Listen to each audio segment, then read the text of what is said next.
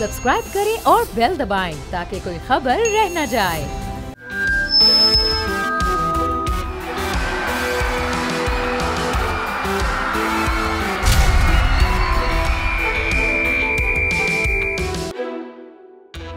Larkana HIV ads के मरीजों की तादाद में इजाफा।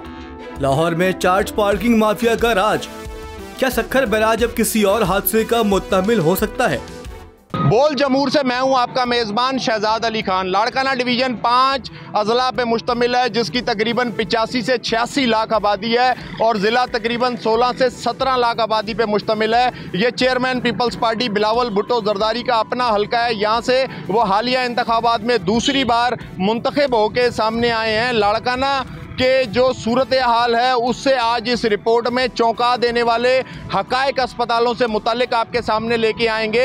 2019 में यहाँ पे एक HIV का सबसे बड़ा आउटब्रेक हुआ, जिसके ऊपर आलमी इदारे सेहत भी मुतहरिक हो गया और उसके बाद एक बहुत बड़ी इन्वेस्टिगेशन की गई, जिसमें ये हकायक सामने आए कि रत्तो देरों में सैकड़ों की तादाद में जो HIV पॉजिटिव केसेस सामने आए। उसकी जो सबसे बड़ी वजह थी वो और बुनियादी वजह जो थी वो यहाँ के अताई डॉक्टर्स थे। उसके बाद सिंध हुकूमत ने इन अताइयों के खिलाफ सख्त इकदाम उठाए, लेकिन आज हम ये देखेंगे क्या वो अताई डॉक्टर्स और वो HIV के फैलाव का सबब बनने वाले असबाब जो हैं उनके ऊपर क्या सिंध हुकूमत मुकम्मल तौर पे काबू पाने में कामयाब गई है? क्या हमारे अस्पतालों की हाइजीन कंडीशंस आज ऐसी हैं जैसी कि एक होनी चाहिए आइडियल सिचुएशन अस्पतालों की? और उसके अलावा HIV मुतासरा ख़ानदानों के ऊपर आज क्या बीत रही है, ये हम उन्हीं की ज़बानी आपको सुनवाएंगे।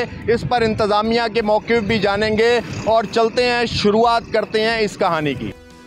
लाड़काना में गिरदो नवा जो क्वेक्स हैं वो ताहाल ऑपरेटिव हैं और क्वेक्स के पास जब लोग जाते हैं तो उनको क्या नुकसान पहुंचते हैं और वो किस हालत में लाड़काना के डॉक्टर्स के पास या अस्पतालों में पहुंचते हैं, इस सिलसिले में हम बात करेंगे। शहीद मोहतरमा बेनज़ीर भुट्टो मेडिकल यूनिवर्सिटी में डीन हैं मेडिसिन एंड एलाइड साइंसेस के प्रोफेसर बशीर अहमद शेख साहब। शुक्रिया सर, आपने अपना कीमती वक्त दिया।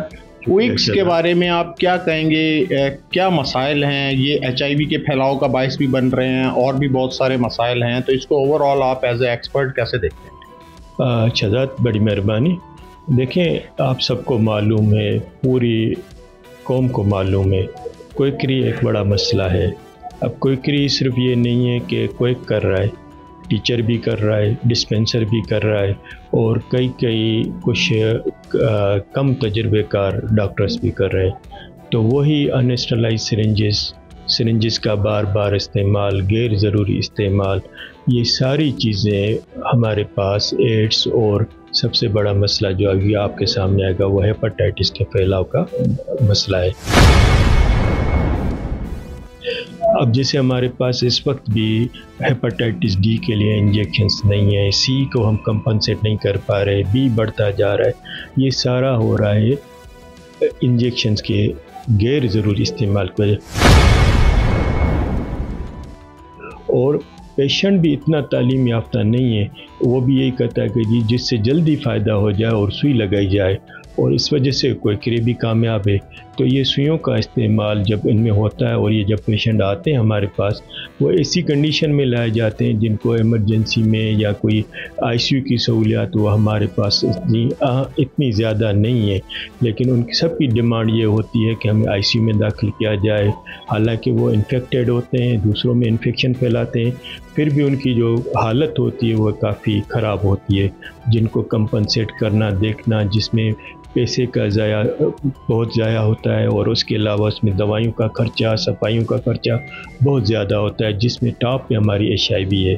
अब उसको हम ठीक करने के लिए जितनी दवाइयों की ज़रूरत हो वो हमें गैर मुल्की इमदाद से हल होती है और उनका इलाज मुआलिज, क्योंकि मुकम्मल तो नहीं लेकिन उसको अगर दवाई भी दे जाएं तो लाखों रुपए का खर्चा पड़ता है महीने के हिसाब से।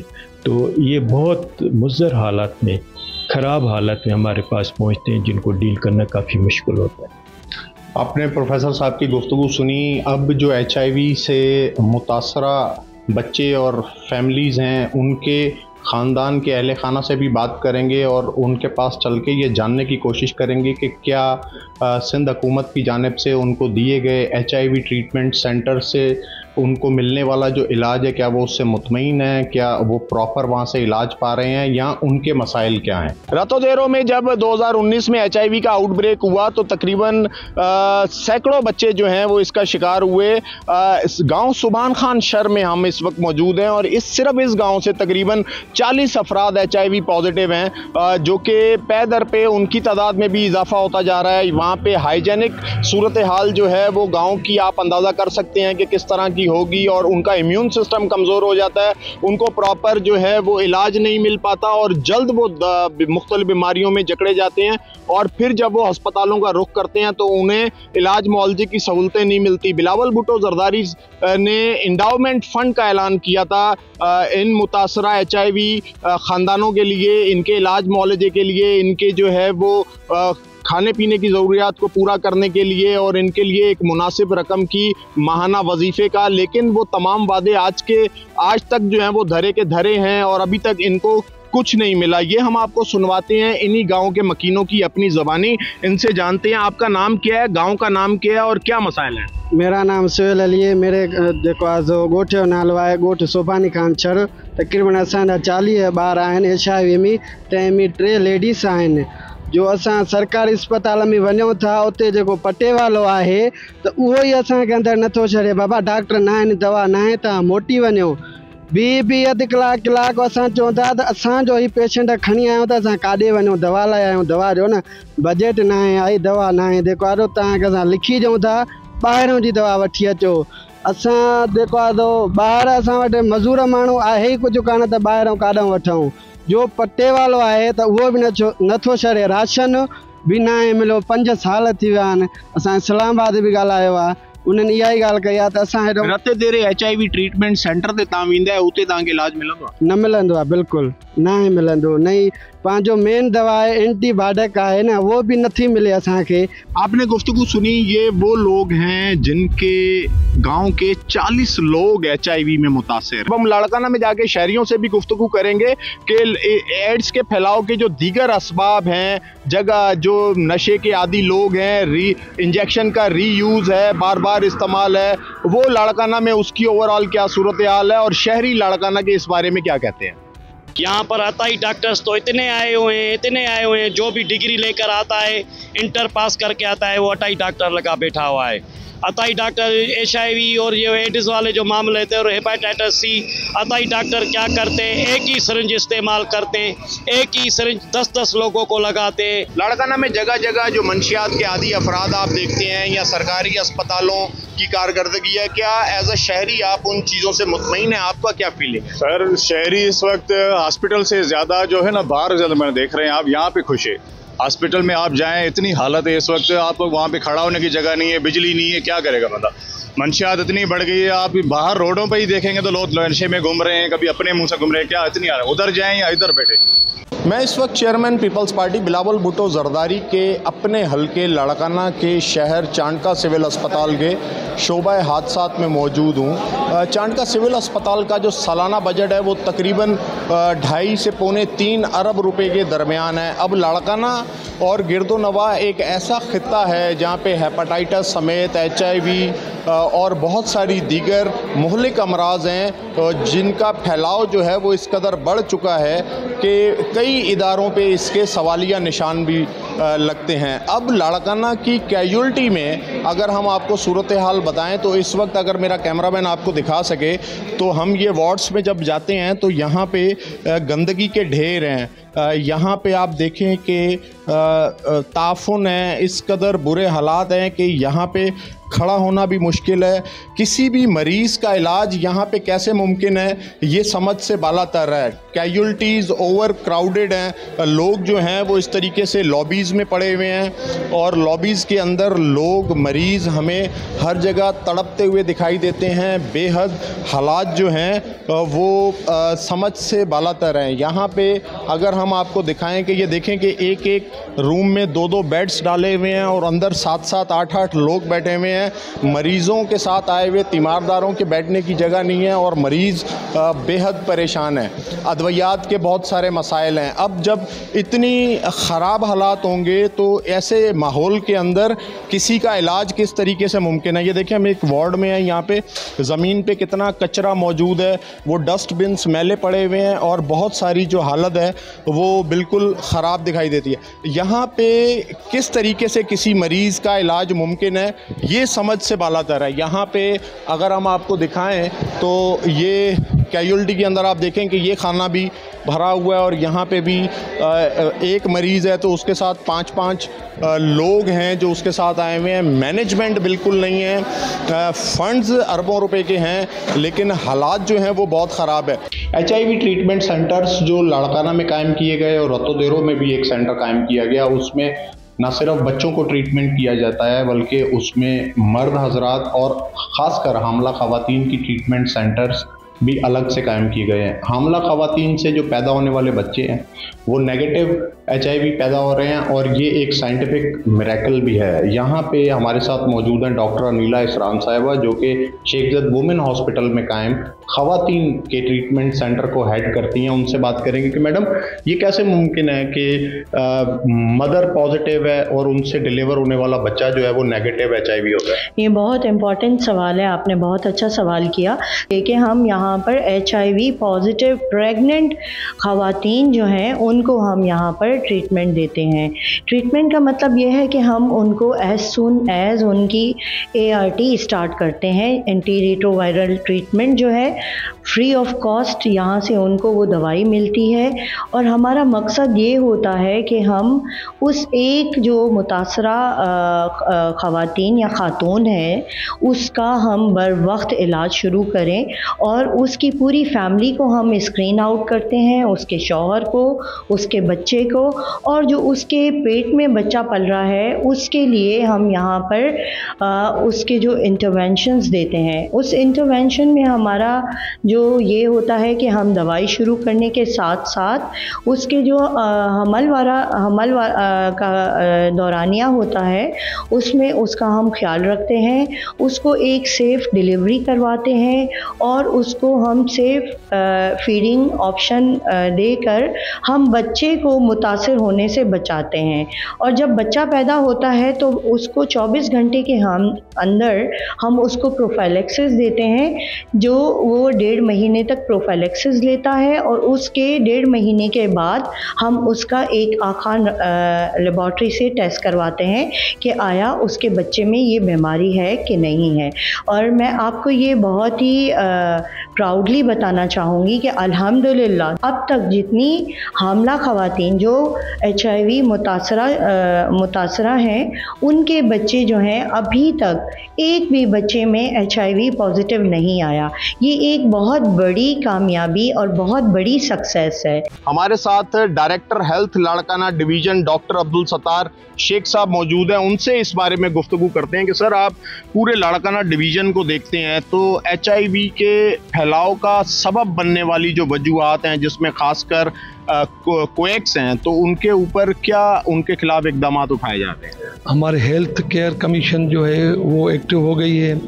आपको पता है कि HIV जो फैलती है ना उसके वजूहात जो हैं वो मोस्टली जब आउटब्रेक हुआ था रतोदर्म उसमें भी यही देखा गया था कि इन्फेक्टेड सिरिंजेस जो यूज़ की गई थी तो उसके या जो डॉक्टर्स या क्वेक्स जो भी बैठे थे एक बंदे से दूसरे बंदे तक मोस्टली इस वजह से फैल रही थी। उसकी वजूहत तो बहुत सारी दूसरी हैं, ब्लड ट्रांसफ्यूजन है, सेक्स मतलब अनसेफ सेक्स होता है उससे होती हैं, या ड्रग यूज़र जो हैं जो खुद को सिरिंजिंग करते हैं उनसे होता है, नाई है, बहुत सारी वजूहत हैं जिससे ये HIV फैलता है।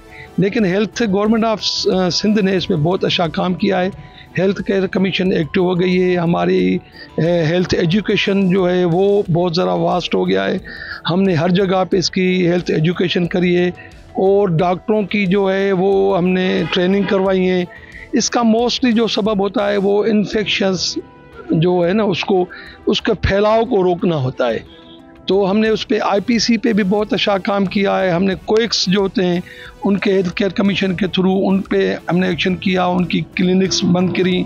जो डॉक्टर्स थे उनकी लाइसेंस के लिए हमने उनको राब्ता किया कि आप अपना लाइसेंस रिन्यू कराएं और हेल्थ केयर कमीशन में अपने रजिस्ट्रेशन करवाएं।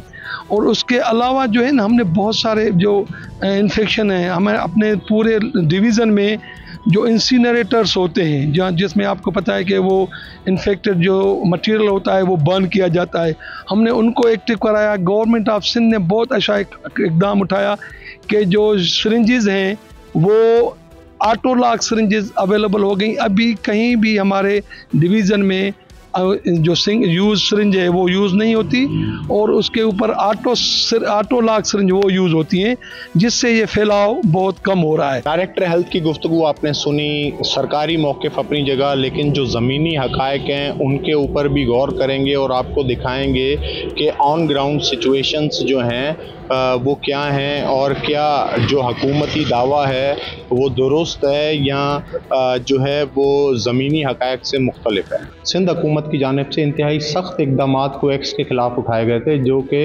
हेल्थ केयर कमीशन के अफसरान जो हैं उन्होंने जगह जगह जाके रेड्स भी मारे थे और काफ़ी केसेस भी जो है वो दर्ज किए गए थे। हमारे साथ डिप्टी कमिश्नर लाड़काना जो है वो शर्जील चना साहब मौजूद हैं, उनसे जानेंगे कि इस वक्त भी कोएक्स ऑपरेट कर रहे हैं तो उनके खिलाफ सर क्या कार्रवाई हो रही है। जी, बिस्मिल्लाहिर्रहमानिर्रहीम। कोएक्स के हवाले से मैं आपको बताता चलूँ कि सिंध हेल्थ केयर कमीशन का एक डिपार्टमेंट है, उनके डिपार्टमेंट के अंदर है एंटी क्वैकरी के नाम से, जिसको डायरेक्टर साहब हेड करते हैं। उनके साथ एटलीस्ट जो मेरी पोस्टिंग का टेन्योर है उसमें हमने मल्टीपल मीटिंग्स की हैं। उनकी एक डेजिग्नेटेड टीम हमने इधर रखी थी अपने पास लाड़कानों में, और वीक वाइज हमने शेड्यूल बनाया था, क्योंकि वही टीम है जो बाकी लाड़कानों डिवीज़न के भी डिस्ट्रिक्ट कवर कर रही है। तो उसमें वो एक डेजिग्नेटेड टीम इधर थी जिस पे हमने मल्टीपल एरिया स्वीप करवाए। उस पर कुछ क्वैक्स पे अगेन FIRs भी हुए, कुछ क्वैक्स सील हुए थे, और फिर जिन्होंने अपनी लीगल जो डोमेन था उनका एंटी क्वैकरी के हवाले से जो उनको शिकें पूरी करनी थी, कुछ ने पूरी की, तो वो फिर हेल्थ डिपार्टमेंट ने अनसील भी किए थे। बट इसमें मैं बताता चलूँ कि क्वैक्स पे हमेशा यही कार्रवाई रही है कि उस पर ज़ीरो टॉलरेंस होता है, क्योंकि वही एक मेन साइट होता है, one of the main sites है जहाँ से ये डिजीज़ स्प्रेड होते हैं। इवन हेपेटाइटिस कह लें, HIV कह लें, तो वो ट्रांसमिट उन्हीं एरिया से होता है जहाँ पे प्रॉपर SOP फॉलो नहीं होती है, जहाँ पे प्रोटोकॉल्स मेडिकल के फॉलो नहीं होते हैं। तो ये हमारी टाइमली एक्सरसाइज चलती है इस पर। हमारा फ़र्ज़ है कि हम आवाम तक हक़ाइक़ पहुँचाएँ और हुकूमतों का फ़र्ज़ है कि वो अपना किरदार अदा करते हुए गरीब आवाम को इन मसाइल से छुटकारा दिलवाएं और उन्हें अगर वो किसी मसाइल का शिकार हैं तो उनकी मदद करें। हम अपना सवाल छोड़े जा रहे हैं कि लाड़काना में इस वक्त भी कोएक्स अताई डॉक्टर्स बड़े पैमाने में ऑपरेट कर रहे हैं। नशे के आदि लोग जो हैं वो जगह जगह मौजूद हैं और वो तमाम वजूहात जो कि मौलिक बीमारियों के फैलाव का सबब बनती हैं वो माशरे में मौजूद हैं। किसकी जिम्मेदारी है कि इसके ऊपर रोक लगाए? अरबों रुपए का बजट है, बिल आखिर वो कहाँ जाता है? ये एक बहुत बड़ा सवाल है जो कि जवाब तलब है।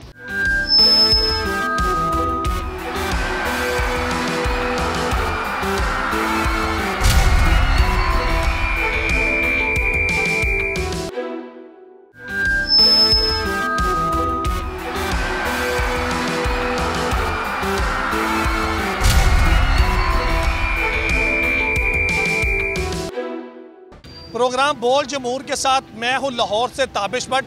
आज के हम प्रोग्राम में हम आपको दिखाएंगे कि लाहौर की एक ऐसी मसरूफ़ तरीन शाहराह है जहां पर इंक्रोचमेंट जो है, कैमरामैन अगर आपको दिखा सके तो हर जगह इंक्रोचमेंट नज़र आएगी। वजह यह है कि यहाँ पर मुख्तलिफ पथारे भाई रखे हुए हैं और जो मोबाइल शॉप्स हैं उन्होंने बाहर की जो जगह है वो रेंट पे दी हुई है। हालांकि सुप्रीम कोर्ट के अहकामात हैं कि पूरे पाकिस्तान से इंक्रोचमेंट को ख़त्म करवाया जाए, लेकिन लाहौर ज़िला इंतज़ामिया की नाकामी की वजह से और मुबैना तौर पे करप्शन की वजह से, कैमरामैन अगर आपको दिखा सके तो अगर आप मेरे लेफ़्ट साइड पे देखेंगे तो यहाँ पर गाड़ियों की और बाइक्स की लंबी कतार मौजूद है और जो शॉप्स हैं, दुकानदार हैं, उन्होंने बाहर गैर कानूनी तौर पर जो है अपने कैबन जो है वो रखे हुए हैं। वजह सिर्फ और सिर्फ ये है कि इनको पूछने वाला कोई नहीं। नो पार्किंग के बोर्ड है लेकिन यहाँ पर जो स्टैंड है गैर कानूनी स्टैंड है, उसके बाद 30 रुपये चार्ज करते हैं, 50 से 100 रुपया गाड़ी का चार्ज करते हैं और मिली भगत है मुबैना तौर पे इंतज़ामिया की और करप्शन की कहानी है।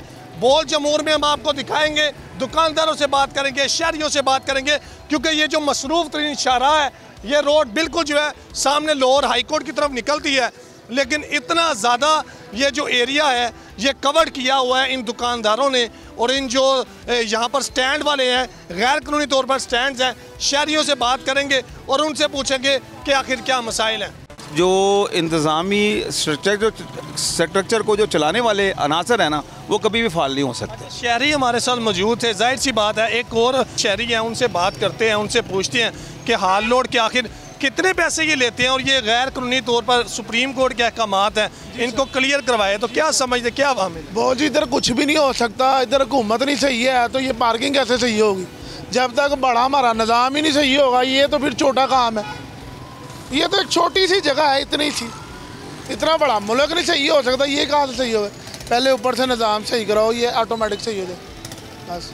हाँ देखें, हाल लोड की ये जो शॉप्स हैं, यहाँ पर गैर कानूनी तौर पर बाहर केबल लगाए हुए हैं। कैमरामैन अगर आपको दिखा सकें तो ये तमाम चीज़ें गैर कानूनी तौर पे माफियाज जो हैं इसकी सरपरस्ती करते हैं और जाहिर सी बात है यहाँ पर जो सदर है इनका हाल रोड का, वो भी इन तमाम चीज़ों में वो देखेंगे, इनसे बात भी करते हैं और पूछते हैं। इनका 20-20 हज़ार रुपये किराया है और ये लाहौर की मसरूफ़ तरीन शाहराह है और बिज़नेस का हब है हाल लोड। ऊँट ट्रक में, ऊँट जो है ना रिक्शे में बिठाया है, तो ऐसा नहीं है। क्या अवामिल समझते हैं बीइंग अ शॉपकीपर? जाहिर सी बात है सुप्रीम कोर्ट के अहकामात हैं कि इंक्रोचमेंट को ख़त्म किया जाए, चाहे वो ये बाइक्स की है, गाड़ियों की है, ये जो गैर कानूनी तौर पर आपने पथारों पे ये रखा हुआ है, क्योंकि ये फुटपाथ है ये शहरियों के लिए चलने के लिए, ना कि यहाँ पर दुकानें लगें या ये जो छोटे छोटे लगे हैं। इस पर आप क्या कहेंगे being a citizen, being a shopkeeper?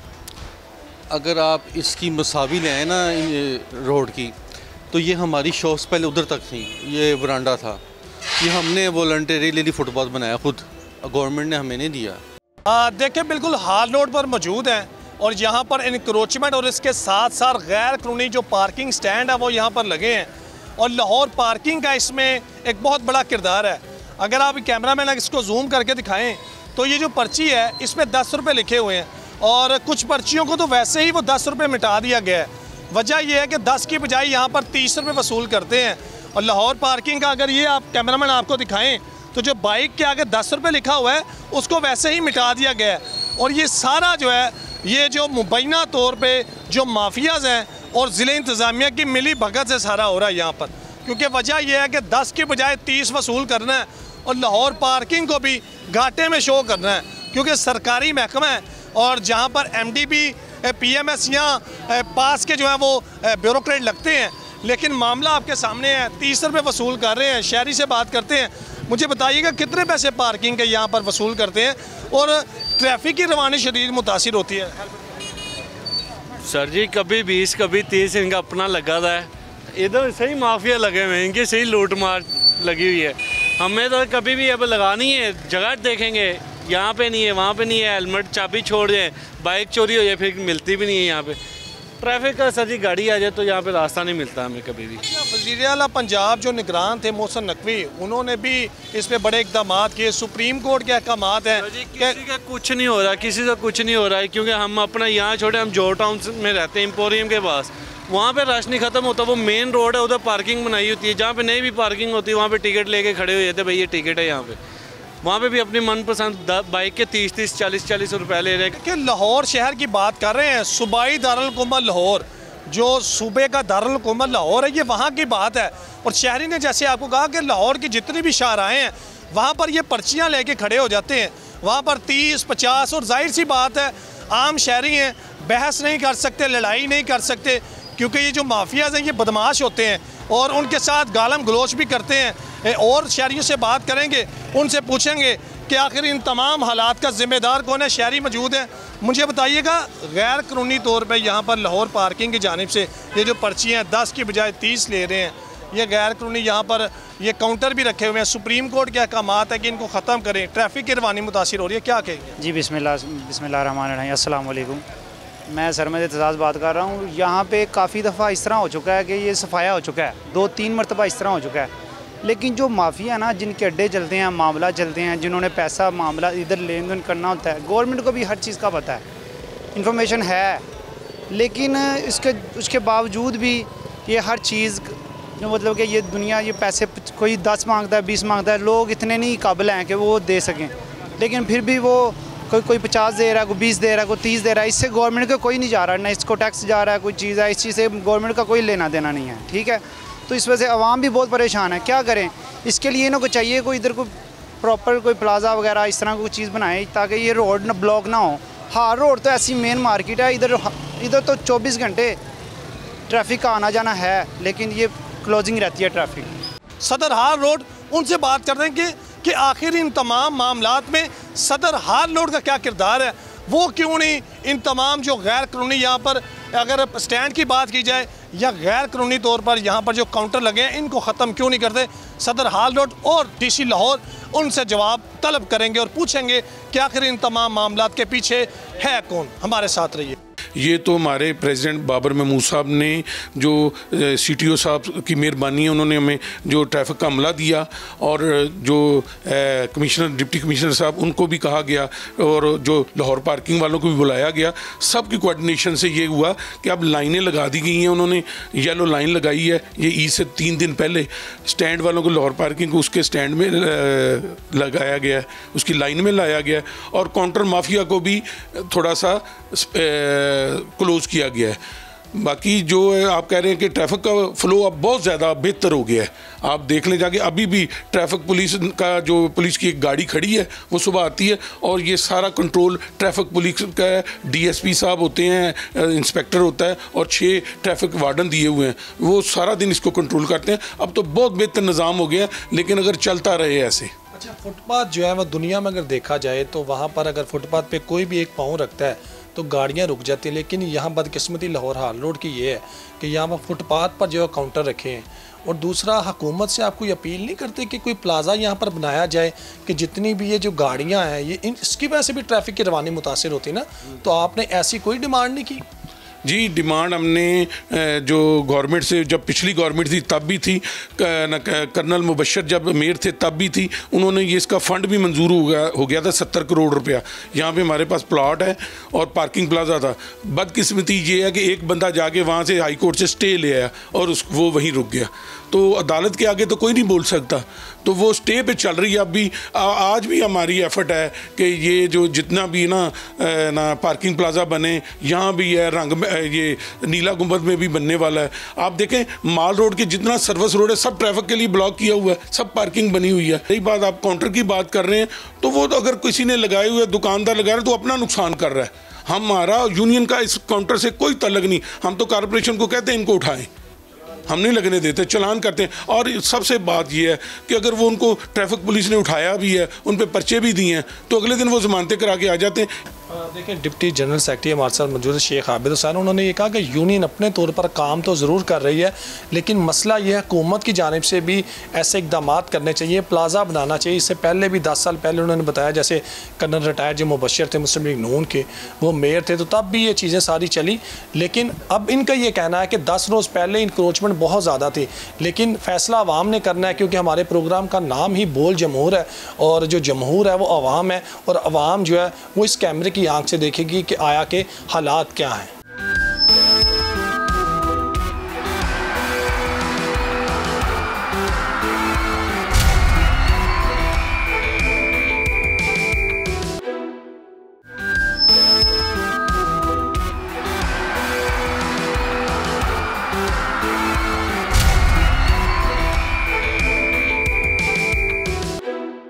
मैं हूँ शाहिद अली सखर से। बात कर लेते हैं सिंध के तीसरे बड़े शहर सखर में कायम सखर बैराज की। सखर बैराज के 2 गेट, गेट नंबर 44 और गेट नंबर 47 को पानी के बहाव से शदीद नुकसान पहुंचा है। 44 नंबर गेट जो है वो पूरी तरह टेढ़ा होकर बैंड हो गया है, जबकि 47 नंबर गेट जो है वो पानी के अंदर धंस गया है, जिसका मरम्मती काम इस वक्त जारी है। सखर बैराज सिंध का असासा है, 80 लाख एकड़ से ज़ायद ज़रई अराज़ी को सैराब करता है और ये ज़रई मईशत में रीढ़ की हड्डी की हैसियत रखता है। सक्खर बैराज की ये हालत ज़ार क्यों है, इसके साथ क्या हो रहा है, इसके गेट नाकारा क्यों हो रहे हैं, आज बोल जमूर में इस पर तफसीली बात करेंगे। आइए सबसे पहले जो है हम सक्खर के शहरियों से बात करते हैं कि वो इस तारीख़ी बैराज के बारे में क्या सोचते हैं। आइए, तारीख़ी सक्खर बैराज की हालत ज़ार पर सक्खर के शहरी क्या सोचते हैं, सक्खर के शहरी क्या ख्याल रखते हैं। आइए बात कर लेते हैं सक्खर के शहरियों से कि वो इस बैराज की हालत ज़ार से कितने परेशान नज़र आते हैं। आप बताइए, सक्खर बैराज हमारा सरमाया है, ज़रई मईशत की में रीढ़ की हड्डी की हैसियत रखता है, इसकी जो हालत ज़ार है आप इसे किसको ज़िम्मेदार समझते हैं? बिस्मिल्लाहिर्रहमानिर्रहीम। सिंध सक्खर जो बैराज है ये तारीख़ी बैराज भी है और ज़रई लिहाज से सिंध का जो पूरा ज़रई मईशत है उसके लिहाज से ये रीढ़ की हड्डी की हैसियत रखता है। इस बैराज के डिस्टर्ब होने के नतीजे में हमारी सारी की सारी फसलें मुतासर हो जाएंगी और बहुत सी फसलें हमें नायाब हो जाएंगी या कामयाब हो जाएंगी। ये इस बैराज की निगहबानी के लिए, इसके निज़ाम को चलाने के लिए बहुत बड़ी तादाद में अमला मौजूद है, इंजीनियर्स मौजूद हैं, लाखों रुपए उनको तनख्वाहें जारी की जाती हैं और साल भर में करोड़ों रुपए का बजट भी इनको इशू किया जाता है। लेकिन इस सब कुछ के बावजूद वो सब कुछ काम सिर्फ खातों में जारी रहता है और हर साल के बाद ये सारे मसाइल सामने आते हैं। इसको करने के लिए इनके पास लोग मौजूद नहीं हैं, कभी चाइना से लोग बुलवाने पड़ते हैं, ये इंजीनियर्स किस मर्ज़ की दवाएं, कभी कहीं और से लोगों को लाना पड़ता है। तो ये सारा जो अमला है जिसको लाखों रुपए आप देते हैं, ये क्या कर रहा है, ये एक सवाल है सबके लिए। आप बताइए कि आप क्या सोचते हैं कि जो हमारा सक्खर बैराज है, तारीख़ी बैराज है और पाकिस्तान में इससे बड़ा बैराज नहीं है, इसको मुसलसल नुकसान पहुंच रहा है, क्या कहते हैं आप? 1932 में हमारा ये सक्खर बैराज अंग्रेज़ों ने बनाया था और ये सक्खर बैराज जो है हमारे सिंध की आधी ज़राअत को कवर करता है। इसके बावजूद हमारी हुकूमत सिंध जो है इसकी देखभाल में और इसको मेंटेनेंस करने में बुरी तरह नाकाम हुई है। उसकी मेन वजह मैं ये समझता हूँ कि हमारे यहाँ जो ये कॉपी कल्चर है और इस कॉपी कल्चर ने सारे जो भी हैं इंजीनियर हमारे यहाँ, बल्कि सारे इदारे जो इस वक्त हैं वो सब कॉपी कल्चर की पैदावार हैं और इन्होंने ये बिल्कुल नाअहल हैं, ये इस काबिल नहीं हैं कि वो इतने बड़े सक्खर बैराज को संभाल सकें और इसमें एक बहुत बड़े ऑपरेशन की ज़रूरत है। होना तो ये चाहिए कि मेरिट पे तानातियाँ हों और यहाँ पे असामियाँ फिल की जाएं ताकि वो जो इंजीनियर हैं वो इस काबिल हों कि वो इसकी निगहदाश्त भी कर सकें और इसकी पूरी तरह देखभाल भी कर सकें। आप बताएं कि हमारी ज़राअत जो है वो इससे मुतासिर हो रही है क्या, हमारी ज़राअत इससे मुतासिर होगी क्या? बिल्कुल जी, हमारी ज़राअत इससे मुतासिर हो रही है क्योंकि ये जो है जो सक्खर बैराज जो है न सिर्फ ये मईशत कंट्रोल करता है, ज़राअत को कंट्रोल करता बढ़ाता है, बल्कि सैलाबी सूरत हाल को भी कंट्रोल करता है। इसकी वजह से बहुत सारे इलाके हमारे महफूज हो जाते हैं क्योंकि पानी की रोकथाम इस बैराज के ज़रिए से है। खुदा न खास्ता ये बैराज अगर टूट गया तो सिंध की जो हालत है बहुत बदतर हो जाएगी और फिर इसको संभालना बड़ा मुश्किल हो जाएगा। इसलिए नाअहल हुकूमत जो है वो इसमें तवज्जो दे और ये रिश्वत के बाज़ार जो गरम है उनको रोके और यहाँ पे जो है इसके लिए सही और बेहतरीन इंजीनियर को तैनात करे जो इसकी हिफाजत करे। हमें इसके लिए किसी अखराजात की ज़रूरत ना पड़े कि बाहर से इंजीनियर बुलाए जाए। बाहर से इंजीनियर बुलाए जाए, बाहर के इंजीनियरों पे डिपेंड करते हैं। आप बताएं कि यहाँ के जो इंजीनियर्स हैं उनसे उनको ये मसला हल करना चाहिए या बाहर के इंजीनियरों पे हम डिपेंड करते रहेंगे? इतनी बड़ी जो है वो टीम और स्टाफ मौजूद है जिनको इतनी भारी भरकम तनख्वाहें और मराद दी जाती हैं, लेकिन ये जो सारा शाखसाना है वो सियासी भर्तियों का शाखसाना है जिसकी वजह से इनकी नाअहली साबित होती है। ये भारी भरकम तनख्वाहें लेते हैं बगैर ड्यूटी दिए और इसके लिए हमें बाहर से बुलाना पड़ता है। उस फर्म को हमने बुलाया था जिसने 1932 के अंदर इसकी तामीरात की थी, उसी फर्म में उसके पोते को हमने एक दफ़ा बुला के इसकी तामीरात कराई थी। अब दोबारा फिर हम मुंतज़िर होंगे कि बाहर से किसी को इनवाइट किया जाए, फिर से भारी भरकम खर्च किया जाए। चावल की फसल तैयार है, उसको सख्त नुकसान पहुंचेगा। मानसून की अभी बारिशें शुरू होने वाली हैं, उससे खुद एक सैलाबी सूरत हाल पैदा हो जाएगी और हम इसके लिए मनसूबाबंदी करने से आजिज़ हैं। बिल्कुल दुरुस्त बात है कि जो शहरी ख्याल रखते हैं वो कहते हैं कि जो सक्खर का तारीख़ी बैराज है ये हमारा सरमाया है, ये ज़रई मईशत में रीढ़ की हड्डी की हैसियत रखता है, लेकिन उस पर कोई तवज्जो नहीं दी जा रही है। आइए बात कर लेते हैं, हम कोशिश करेंगे कि महकमा आबपाशी के कुछ अफसरान से बात करें, देखें वो हमसे बात करते हैं कि नहीं। आइए, सक्खर बैराज के मामले पर हमने महकमा आबपाशी के अफसरान का मौक़िफ़ लेने की कोशिश की, लेकिन चूँकि इदारे ने उन्हें मना किया था इसलिए उनसे बातचीत नहीं हो सकी। ताहम बैराज के मामले पर सूबाई वज़ीर आबपाशी जाम खान शोरो ने मुतअद्दिद मरतबा प्रेस कॉन्फ्रेंसें की। उसमें उन्होंने क्या कहा, आइए आपको दिखाते हैं। यकीनन इसको असेस हमें करना है कि भाई वाइल्ड लाइफ को नुकसान हुआ है। पहले तो हम ये हैं कि इस क्राइसिस निकल जाएं और अल्लाह ने मदद की है कि जून के महीने के अंदर काफर डैम हमने लगाया है, कंप्लीट किया है और ये बेहतर हो रही है पोजीशन, तो कैनाल्स के अंदर पानी भी चला जाएगा। तो किसान गेट हमने तैयार कर दिया है, जैसे 195 अचीव करेंगे तो किसान गेट भी आ जाएगा। काफर डैम कंप्लीट हुआ है, वाटर लेवल अभी हम इंक्रीज़ करने जा रहे हैं 192 से, जैसे 195 हो जाएगी इंशाल्लाह। वज़ीर आबपाशी जाम खान शोरो की बातचीत आपने सुनी कि उन्होंने बैराज को महफूज बनाने के लिए क्या क्या इक़दाम किए। सखर बैराज के हवाले से आपने सखर के शहरियों की बातचीत सुनी, आपने सूबाई वज़ीर आबपाशी जाम खान शोरो की बातचीत सुनी जो प्रेस कॉन्फ्रेंस में उन्होंने मीडिया को आगाह किया। पाकिस्तान का सबसे बड़ा बैराज सखर बैराज जो है वो इन दिनों मुश्किलात से दो चार है, इसकी रिहेबिलिटेशन भी जारी है और जो हादसा इसको पेश आया है उसको बर वक्त कंट्रोल भी किया गया है। सवाल ये है कि क्या अब यहाँ सखर में नया बैराज बनना चाहिए? क्या इस बैराज की मुकम्मल मरम्मत हो सकती है? क्या ये बैराज जो है आइंदा आने वाले सैलाबों को झेल सकता है? ये सवाल जो है अब अपनी जगह मौजूद है। एरीगेशन इंतज़ामिया, महकमा आबपाशी की इंतज़ामिया, सूबाई हुकूमत इसका जायज़ा ले रही है कि नया बैराज कितना ज़रूरी है, इस बैराज की रिहेबिलिटेशन जो है वो कैसे हो सकती है और हम इस बैराज को कब तक आगे चला सकते हैं। तो ये सूरत हाल है सखर बैराज की। बोल जमूर के लिए फ़िलहाल इतना ही। अल्लाह हाफिज़।